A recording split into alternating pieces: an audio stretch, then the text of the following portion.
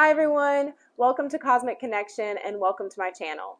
I'm Danielle and this offering is an astrology discussion for the new supermoon in Aquarius today. So we do have a very dynamic and unique new moon happening on Friday, February 9th at around 6 p.m. Eastern Time. This is at 20 degrees Aquarius, and it's considered a supermoon because the moon is closer than normal to the Earth. So being that the moon affects our tides and our bodies, we're going to feel this in our bodies, and it's very important during this time to stay hydrated and to go within to your breath, sometimes to really get quiet. So it is a very unique new moon in Aquarius. This is the first lunation or the first new or full moon that we've had since Pluto has moved into Aquarius mid-January. So even though last year Pluto moved into Aquarius from March to June, this will be the first time we will have an actual new or full moon in Aquarius with Pluto there.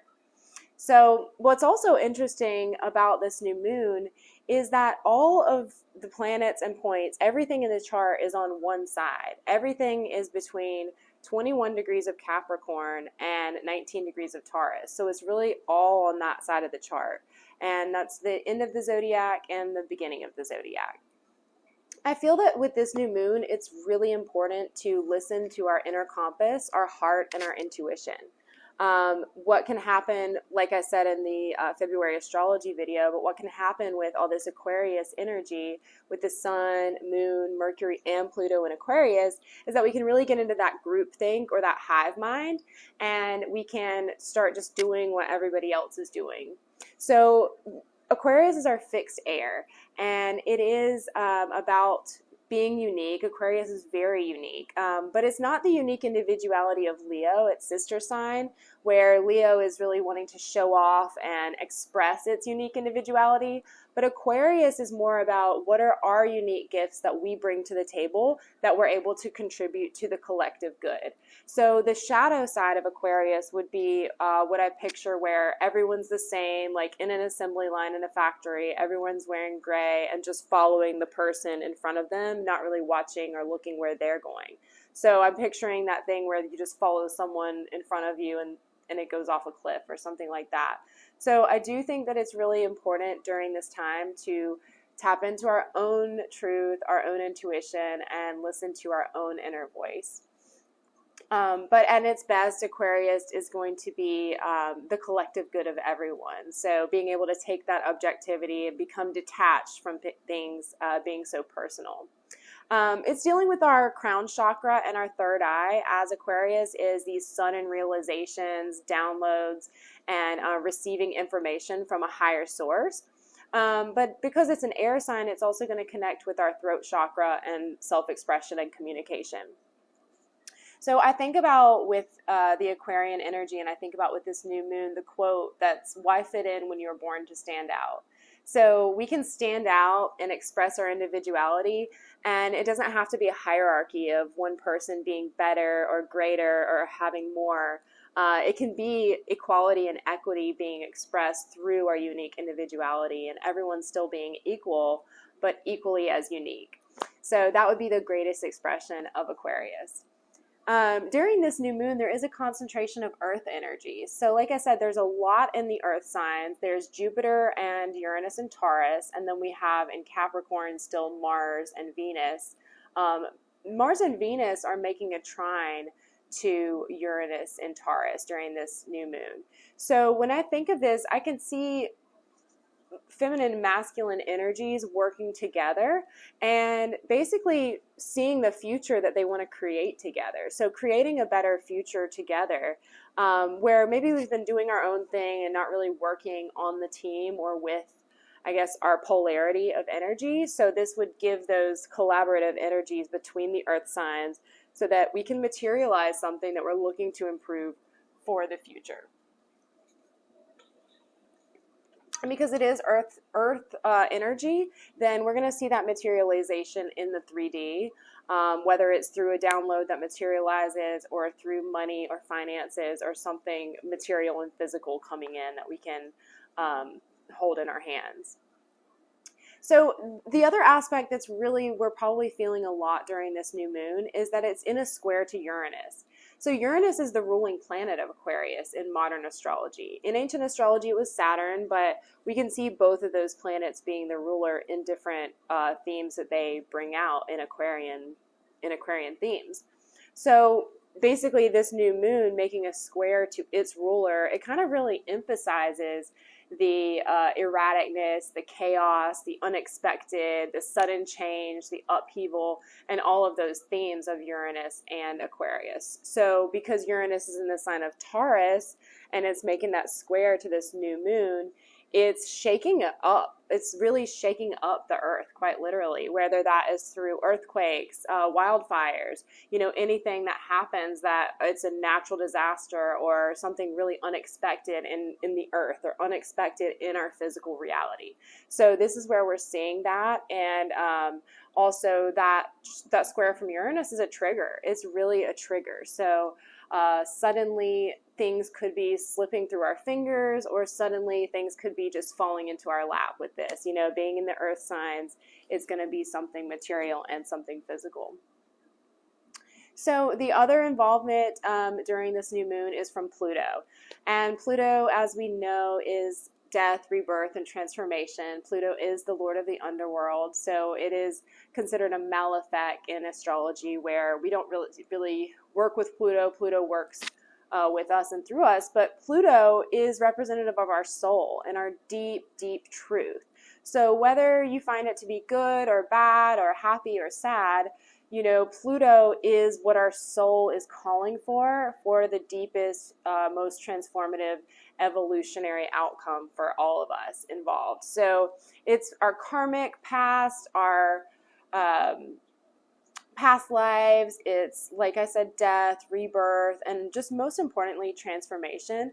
But the themes that Pluto brings up during this new moon, or where we might see themes of Pluto, is money. So debts, someone owing us money, us owing someone else money, just finances and debt in general, and the power that goes along with those power struggles that go along with financial issues. Scorpio and Pluto are those themes that we maybe feel uncomfortable discussing, like sex, money, secrets, things that are dark. And there's a lot of shadow work coming to the surface. There's a lot being uncovered during this new moon. So it's definitely a time to see what's being uncovered within yourself and see what shadow work and where you need to go within and check in with your soul and really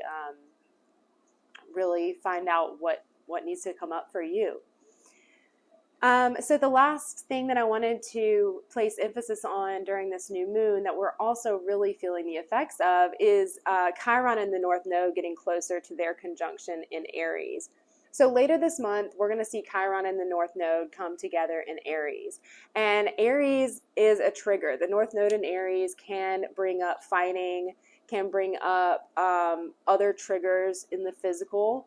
And with Chiron there is some sort of wound in our masculinity. Also, with the South Node in Libra, because the North Node is in Aries, we are seeing ourselves release from people pleasing. We're seeing ourselves need to set boundaries for ourselves, stand up for ourselves, fight for what we need, and realizing that life isn't fair. So we have to fight for ourselves and stand up if we would like anyone to stand up for us. So it's a lot about self-sufficiency, being independent, being a pioneer, doing something you've never done before. But Aries, as the Leo King says, Aries is very simple. So if it's something that you feel you're here to do, then it's a great time to do it. We do have all the planets direct until April 1st. So it's a forward motion and a forward movement going into the spring.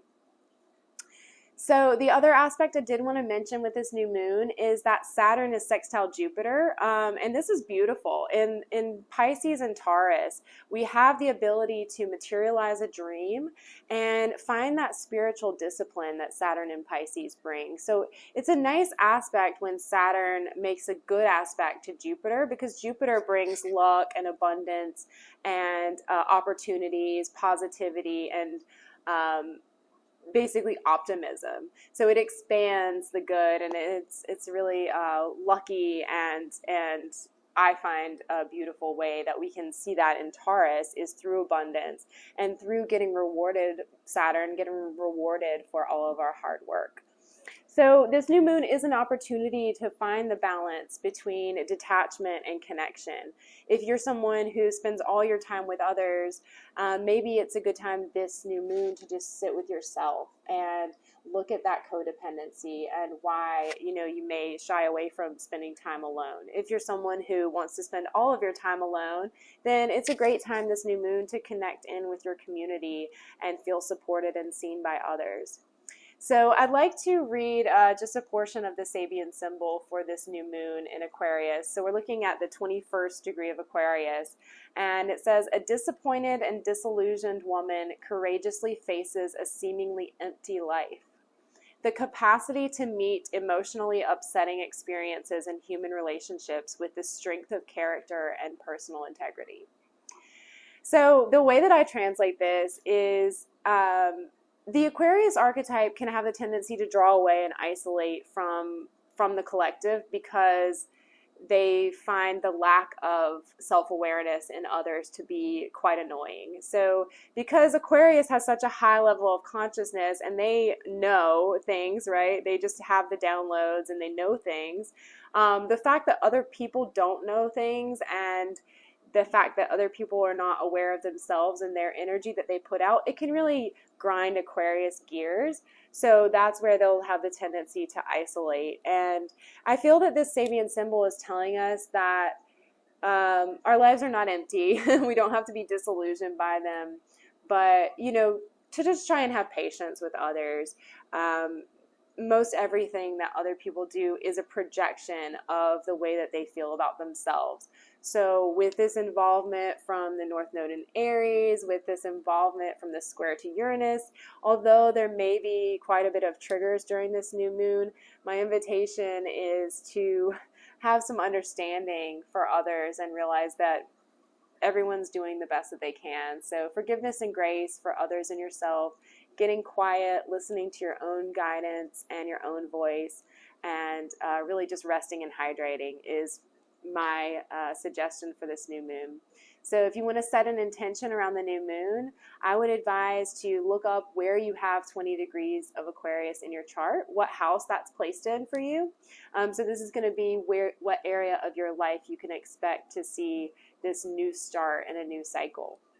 So that is where you can look to place your intention. Also, any types of intentions surrounding community, what's best for the future, for your future, what you want to see materialize this year, and how you can get technology to work in your favor for your success. So those are my thoughts on the Aquarius new moon.